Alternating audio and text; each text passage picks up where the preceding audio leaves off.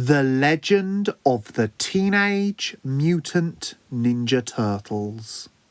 Part 1, Chapter 35, Motivation.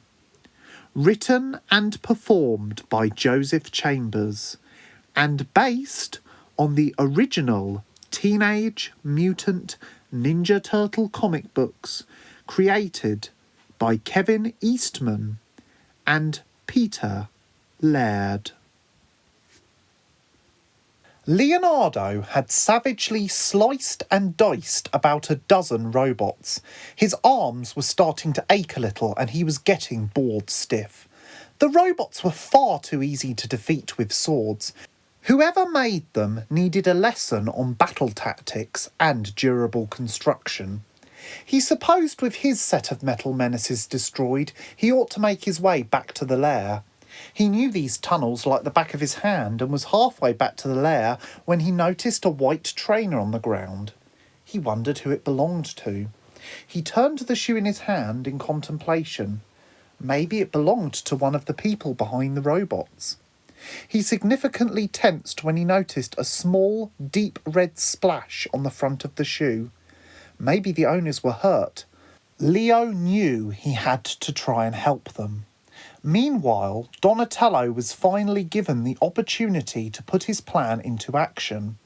He managed to lose the robots after having taken 2 right turns and about 14 lefts, making him go in a complete circle 3 1/4 times, and finally used his bow to launch himself, much like a pole vaulter, onto a metal maintenance bridge suspended above the main sewer tunnel. He landed with a metallic thud and nearly lost his balance, falling to his silver-faced predators. Thankfully, he once again used his bow, this time as a balancing pole.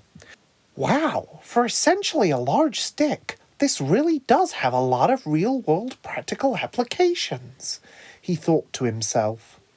Just then, Leonardo came rushing through the sewers and, seeing him, stopped sprinting and called up, "Have you seen any more of those metal—" "Oh, crud!"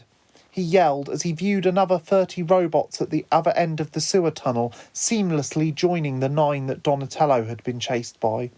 "Grab on, quickly!" Donatello yelled, handing down his bow vertically so Leonardo could be hauled up to join his brother. "Okay, do you see those wires there, just next to that box? Could you sever them and make sure they go into that part of the puddle?" Donatello then pointed vaguely.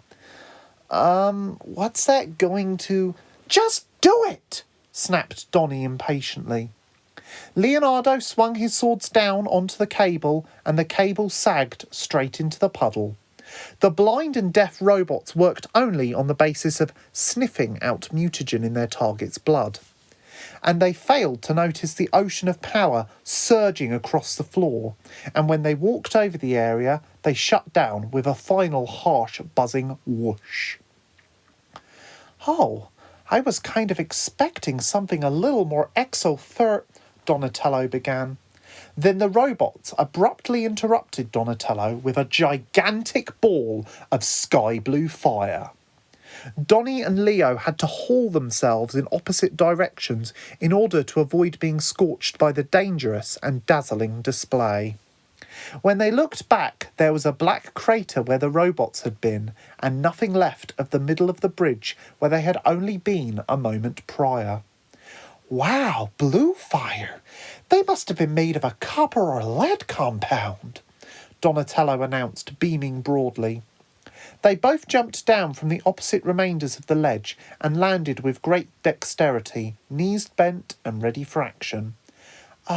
Leo, why do you have April's trainer in your hand?" This stopped Leo dead.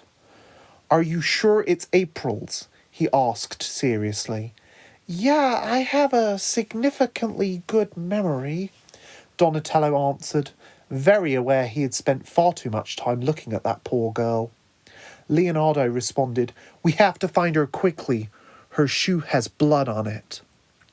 Michelangelo and Splinter had returned to the lair, having found no other robots elsewhere in the local sewers, and hoping said robots had not managed to get near enough to their home to make it unsafe for them to stay there for the foreseeable future. Splinter felt a vibration in his ragged and brown trouser pocket and saw the screen of his shell cell glow with the name Donatello. He answered in a harsh and worried tone. "Where are you? Are you hurt? Where is Leonardo? Where is April? When—" "Please stop and listen, Dad!" Donnie screamed, trying not to act like he was panicking, although it was not a successful attempt. "Leonardo is here with me, and we are both fine. It's April. I think she's been taken hostage by those robots." "You and Leonardo need to find her at all costs and bring her back here safely. I will stay here with Michelangelo and Raphael to protect the lair from other potential attacks." "Okay, Dad. Good luck, my son." The line went dead, and so Donnie and Leo knew they were on their own. Leo turned to face Donnie. "Any chance you could track those robots' origin point from the few scraps remaining?" "No," he commented glumly whilst feebly kicking around the charred remains of one of the robots' heads. "We must have destroyed all the components that I would have been able to track a signal from, and there's no point in trying to find a— Oh, it's hopeless!" He sunk to his knees and wrapped his head in his hands, resigning himself completely. "No, I do not accept your attitude," Leonardo shouted, following this up with a rather hard slap to his brother's face. "Youch! Why did you do that?" Donatello shrieked, whilst rubbing his sore cheek. "Because we are going to find April and nothing is going to stop us, because it's our duty and our problem. I was wrong. April needs us." He stared at Donatello powerfully. "April needs you." This made Donatello momentarily find the vigour to face the world again, but after a very brief moment this burst of energy faded and his face fell once again. "We still don't have any evidence or links to where they took her." His face suddenly screwed up in thought. "Unless I still have those mutagen canisters. Perhaps they might have a serial number. And at least we know where that warehouse is for a start." "See, you can do this," Leo smiled. "Right, you go check those numbers and I will head over to that warehouse." With that, they speedily parted.